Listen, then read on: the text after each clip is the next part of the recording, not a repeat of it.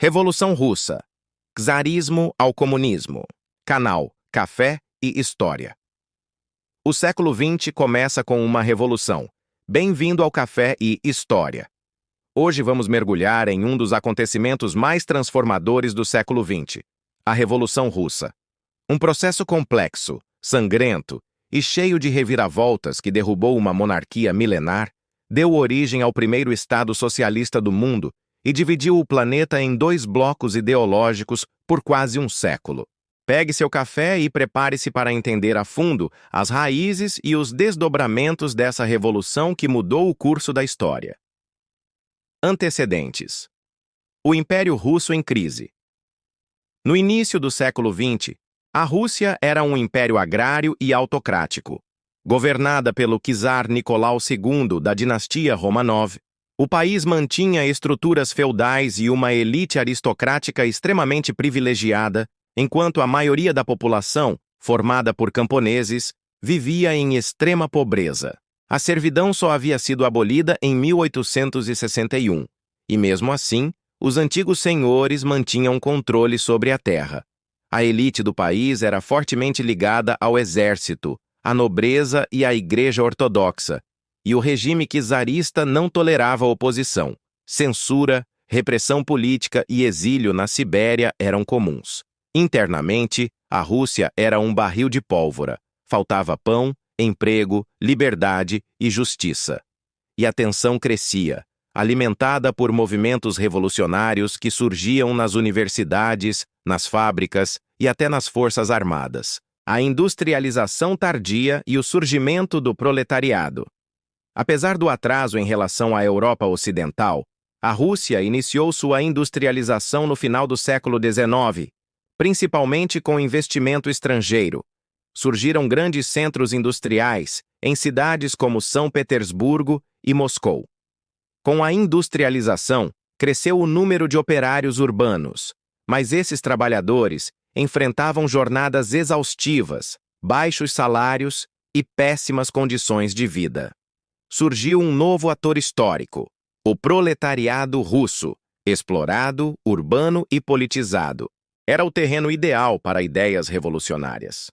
O marxismo começou a ganhar adeptos entre os intelectuais e operários, e com ele surgiram partidos e movimentos que desejavam derrubar o regime czarista. Bolcheviques e mencheviques. A divisão dos socialistas. Em 1903, o Partido Operário Social-Democrata Russo, de orientação marxista, se dividiu em dois grupos. Os mencheviques defendiam uma revolução por etapas. Primeiro, uma revolução burguesa, depois, com amadurecimento, a socialista. Os bolcheviques, liderados por Vladimir Lenin, pregavam a revolução imediata, com uma ditadura do proletariado e a tomada do poder por um partido de vanguarda. Essa divisão ideológica se tornaria central para o futuro da Rússia. Os bolcheviques queriam romper radicalmente com o czarismo e com o capitalismo, enquanto os mencheviques eram mais moderados e abertos a alianças com a burguesia liberal.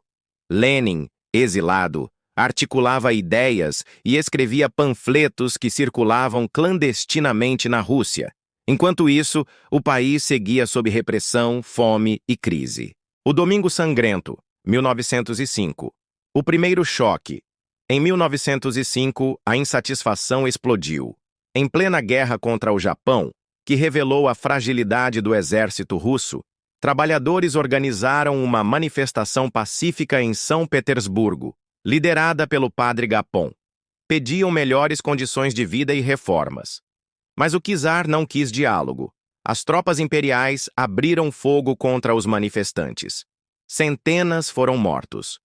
Esse episódio ficou conhecido como Domingo Sangrento. A partir daí, greves, motins e revoltas se espalharam. Os sovietes, conselhos de operários, soldados e camponeses, surgiram pela primeira vez como forma de organização popular. Para conter a crise, o czar fez concessões, criou a Duma, parlamento, e prometeu reformas. Mas logo voltou atrás. A repressão se intensificou, e os movimentos revolucionários foram sufocados temporariamente. Primeira Guerra Mundial e o colapso do regime. Em 1914, a Rússia entrou na Primeira Guerra Mundial. Era a maior força militar da Tríplice Entente, mas mal equipada, com má liderança e enorme despreparo. A guerra foi um desastre. Milhões de soldados morreram. Havia fome nas cidades, o fronte se desorganizava e os camponeses abandonavam os campos.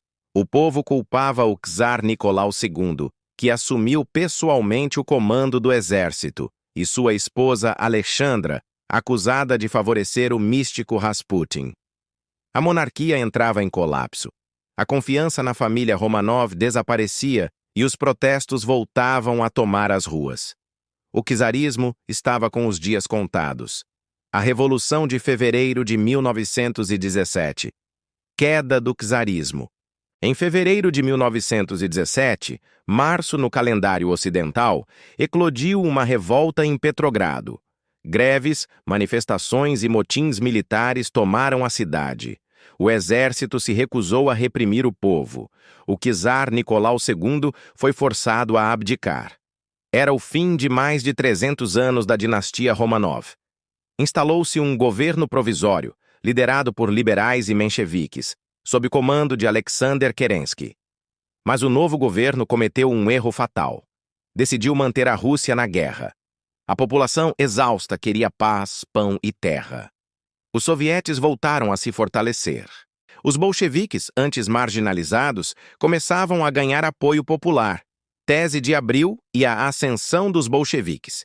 Em abril de 1917, Lenin retorna do exílio com apoio da Alemanha e publica as teses de Abril exigindo paz imediata, terra aos camponeses, todo poder aos sovietes. Sua proposta era clara: derrubar o governo provisório e instaurar um regime socialista. Inicialmente, os bolcheviques eram minoria nos sovietes, mas com o agravamento da crise, seu discurso ganhava força. Em poucos meses, o partido cresceu e passou a dominar os principais sovietes urbanos, especialmente o de Petrogrado. O cenário estava pronto para uma nova revolução. Revolução de Outubro de 1917. Os bolcheviques tomam o poder. Em 25 de outubro de 1917, 7 de novembro no calendário ocidental, os bolcheviques lideraram um levante armado contra o governo provisório. Com o apoio dos sovietes e da Guarda Vermelha, tomaram os principais edifícios de Petrogrado, incluindo o Palácio de Inverno. O governo de Kerensky foi deposto sem grande resistência. Começava a construção de um novo regime, o primeiro Estado socialista da história. Lenin anunciava ao mundo que o poder agora estava nas mãos dos trabalhadores. Foi formado o Soviete dos Comissários do Povo, e o Partido Bolchevique começou a implementar reformas radicais. Guerra Civil, 1918-1921. Vermelhos versus brancos. A tomada do poder não encerrou o conflito. Começava a Guerra Civil Russa, entre os bolcheviques, vermelhos, e seus opositores, liberais, monarquistas, mencheviques estrangeiros, os chamados brancos. Foi uma guerra brutal, marcada por fomes, massacres e repressão de ambos os lados. O Exército Vermelho, liderado por Trotsky, venceu graças à disciplina, centralização e apoio popular. Ao fim da guerra, milhões estavam mortos, a economia em ruínas e a Rússia isolada internacionalmente. Mas o novo governo estava consolidado. Comunismo de guerra e o terror vermelho. Para sustentar o esforço de guerra, os bolcheviques implementaram o comunismo de guerra. Requisição forçada de alimentos dos camponeses, nacionalização da indústria, proibição de greves e sindicatos independentes. A repressão também se intensificou. A Tcheca, polícia política bolchevique, perseguiu opositores reais ou imaginários. Foi o chamado terror vermelho. Milhares foram presos, exilados ou executados. A economia colapsou. A fome matou milhões. O regime sobrevivia, mas ao custo da liberdade e da vida de muitos. NEP e a reconfiguração do regime. Em 1921, com o país à beira do colapso, Lenin lançou a nova política econômica, NEP.